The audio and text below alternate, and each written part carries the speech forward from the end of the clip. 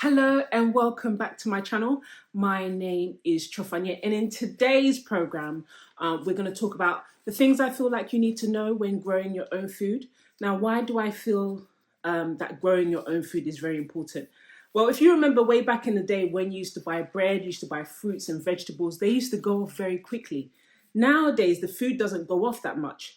Everything that's going on in our food industry, the companies that have the money, the companies that have the power, are able to dictate what we as the consumer should eat. Whether it kills us now or kills us in 10 years later, they are able to dictate what we should be eating, what should be classified as food. And I feel that a lot of the diseases that we're facing at the moment are as a result of the food that we're eating. So here are the things that I have learned since trying to grow my own food that I hope will help you in your journey to growing more of your own food. I'm not saying you have to grow everything. Even if you grow one herb and that's it, that is a great step to take. I hope one day that a lot of the food that we eat, we will grow ourselves or grow within our communities or know the farmer who grows them and get them direct. At least then we know what is in our food. So here are the 5 things that I have learned and 5 things I feel you should know when starting your journey to growing food. The first thing is grow what you know you will eat. If you end up growing all sorts of things that you don't eat, the food will go to waste and the purpose of growing it goes to waste. So always think about, if you're looking at, okay, what should I grow? One of the first things you should ask yourself is, what do I eat on a regular basis? What do I go to the shop to buy on a regular basis? And in addition to that, you're going to look at your time and space. One of the easiest things to grow is lettuce. Tomatoes is really good as well. There's so many vegetables and things that you can grow that we often use. So if you know you're going to the market to buy those packet salads, then maybe think about growing lettuce and spinach and kale, which are relatively easy and quick to grow. So start off with what you know you'll eat because it makes it a more enjoyable experience. You'll save some money, but also at the same time, when there's purpose to what you're doing and benefit to what you're doing, you're more likely to continue that behavior. The other thing is, once you know what you want to grow, is where you get your seeds from. Now, not all seeds are created equal. It's my seed box. So there are particular places that you can buy your seeds. Real Seeds is another one. The one that as you can see, I buy lots of is the Seed Cooperative. So when you get good quality seeds and proper seeds, you will then be able to use the seeds from that plant to now grow, to save it and grow another set of seeds. So as you can see, I've got white cucumber here, I've got lots of calendula, I've got some broccoli somewhere here. So that's why I've got all my little seed packets that I label them, because what happens is when you grow particular seeds, if you get proper seeds, you'll be able to reuse it. So always go to good quality companies. I will list some of the good quality companies that I know in the description below where you can purchase your seeds to start your growing journey. Number 3, the third thing I will know is you now know what you eat. You've now bought the seeds of the things that you would like to grow. The third thing is to know your frost date. Oh, the date of the last frost. The reason why you need to know the date of your last frost is because what that essentially means is the date in which the temperatures at night are not going to go to some ridiculous low that will end up killing your plants. If you plant plants that are not like frost hardy, you will go out there the following day after that frost and your plant's gone, it has not survived. So if you know, say for example, your last frost day is the 20th of March, then you know that you're going to plant your plants outside after the 20th of March. And you can go online and type in when is the last frost date in my location, and you can put your city in the search box, and it will give you the estimated date of your last frost, so that you know that if you're going to put anything outside or plant anything outside, you plant it after that date. And that means those plants that are not frost hardy are more likely to survive because the temperatures don't drop below 0 at night. So now you know what you want to eat, you've got the correct seeds, and you now know your frost date. To maximize, because I'm in the UK, so the time in which we have long days is limited. To maximize that growth period, or the time I have to grow the kind of plants that I like, especially because I'm like peppers and tomatoes and cucumbers and all that kind of stuff, I start growing my seedlings like 2 to 4 weeks before the last frost date. So give an example. 20th of March is the last frost date.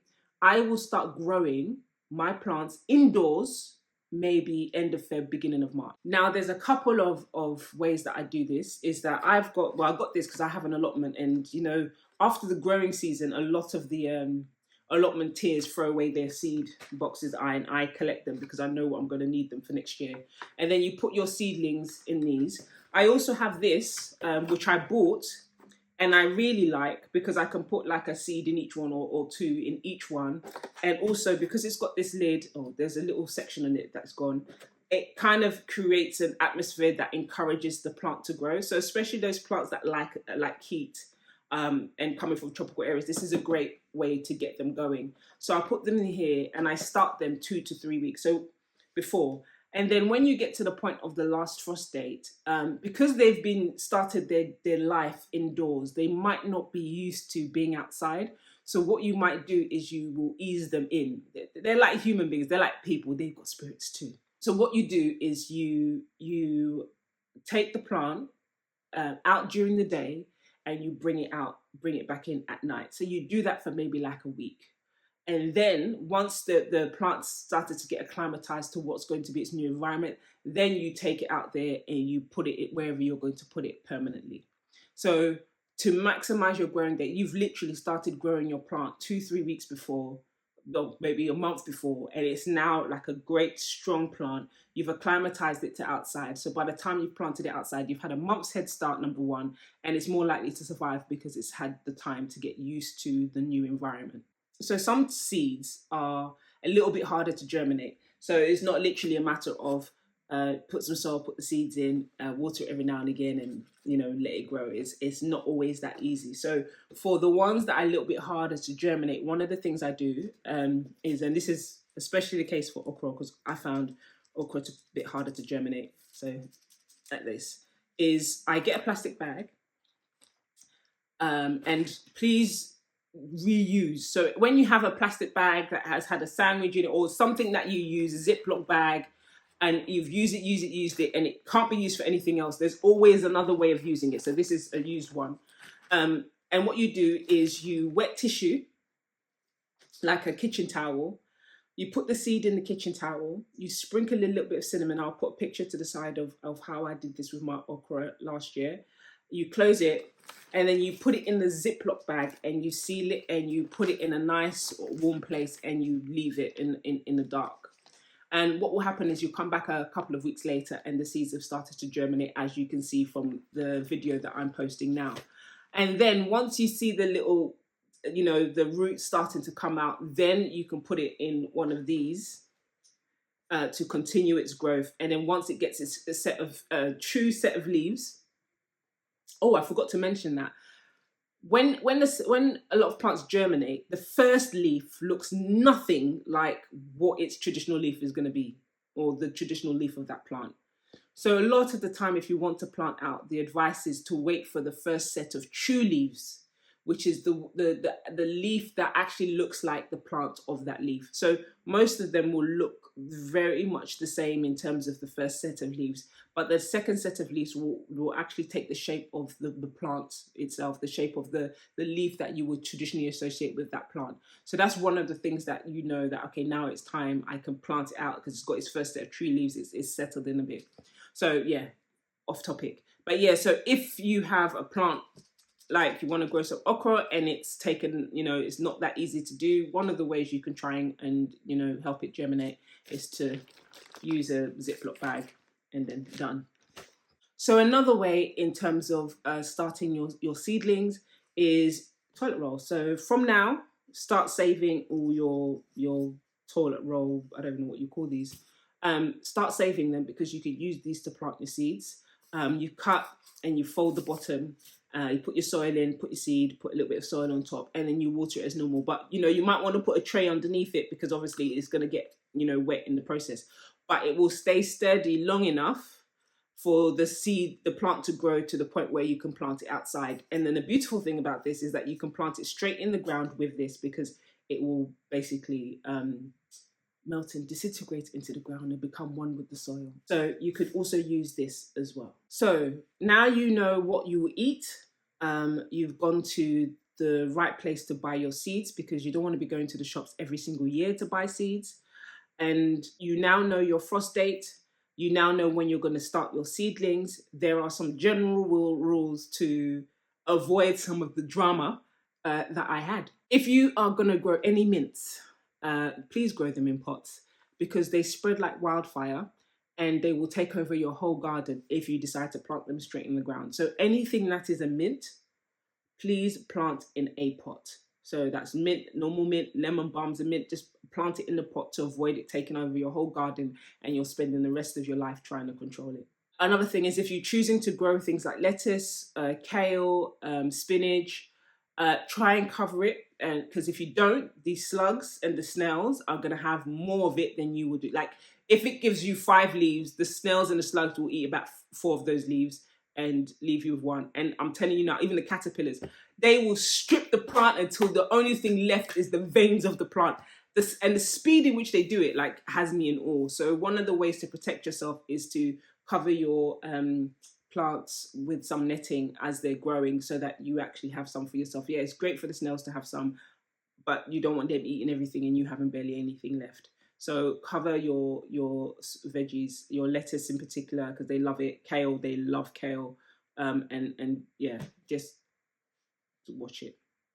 Another thing is I would say, don't plant all your seeds and all your plants at the same time, because the likelihood is you're going to harvest around the same time. 1, you might not be able to eat that much, but 2, you want to harvest so you want to do it so you've got enough food throughout the year. So if you start a set of seedlings and then you get them and you're outside, then maybe you can start another one. And so by the time you finished harvesting from one set of plants, the other one is literally in the process of about to produce fruit, so that you're constantly getting a supply. So I would say, if you know what you want to grow, have a first set, maybe leave it like 4 weeks, and then get your second set, and then you do it that way so that you have a constant supply during the growing season. The other thing is, know what to plant and when. And I think one book for me that's been really helpful is Allotment Month by Month. Certain plants, so for example, like garlic, you're growing more towards the autumn, because it's the cold and the winter that makes the cloves split. So you plant the garlic around, I think, maybe September, October-ish time. And then there's certain plants that you're going to be planting straight away in like March, April, and certain plants that you might be closer to the summer. Some plants are very winter hardy, like I had a winter hardy kale, and that actually still now is producing leaves, like it's on point. So certain plants are winter hardy and be able to survive the winter. Certain plants should be sown in winter. Certain plants should be sown in summer. Certain plants more in spring. So the internet will provide you with all this information, but if you're a book person with an addiction to books, this is also another book that you can get that will tell you what you can plant each month, so that again you get the most out of your growing season. And another rule as well, especially when it comes to the next growing season, if you have certain plants, allow 1 or 2 of them to go over. So for example, with the okra, which I now don't know where I've put, where have I put my okra? Here it is. So with my okra, I didn't, you don't eat all the okra. So you leave 1 so that it goes to seed, and then you will use this seed to now grow the next set of plants. And look at this one okra there's loads and loads and loads of seeds. Even with my broccoli, I let 1 of the florets literally go to seed, and then I use the seeds from that to grow the next season. So when you're planting, you don't harvest everything. You leave some so that it will go to seed, and then you can use that seed to plant your next year's plant. So that's another thing that I would consider in terms of general rules. So I hope that's given you some information to get started and have the things that you need to start the growing season. I think it's time for us, and as a community, to more get together to start growing our own food, especially with certain foods are so easy. Lettuce and kale are so easy to grow, and they're very quick as well. So hopefully this helps you in your journey to grow more food. One of the next videos I'm going to cover is equipment. And how you can get them at more reasonable prices. Because some of the equipment designed specifically for gardening, as soon as you hear the word gardening, then the prices go through the roof. But sometimes you can get piping that has been used in some construction, like safe, piping of a safe, or Facebook Marketplace or Olio to get free netting, free and everything, or very cheap in order to start your growing journey. So I will do that in my next video. But yeah, happy growing.